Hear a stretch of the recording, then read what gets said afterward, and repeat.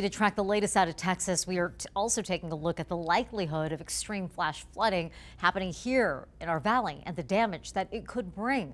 News 3's Georgia Costa joins us now from the Regional Flood Control Center at the Clark County Government Center with more on that. George? Yeah, Marie, County Regional Flood District officials say while there is flooding here in our valley due to similar soil textures like in Texas, they say that our topography here is much more different, helping prevent extreme and deadly flooding.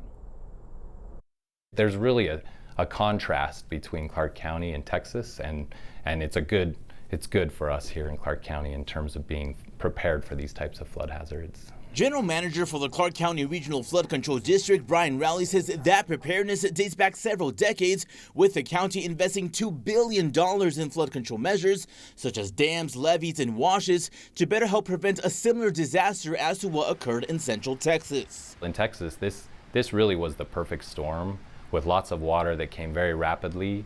The rainfall that fell in this storm was about a foot. And so that is considered like a 100-year storm or a 1% chance, like a very rare, very powerful, fast-hitting storm. A look back to July 8th, 1999 shows Clark County's own 100-year flood where the valley received 3 inches of rainfall over a 90-minute period.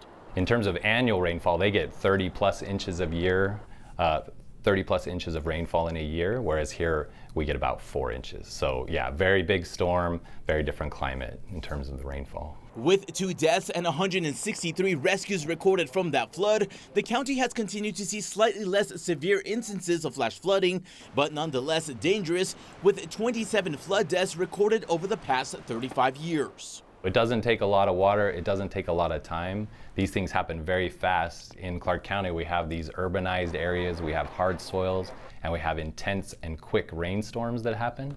So when that water comes, it can happen very fast.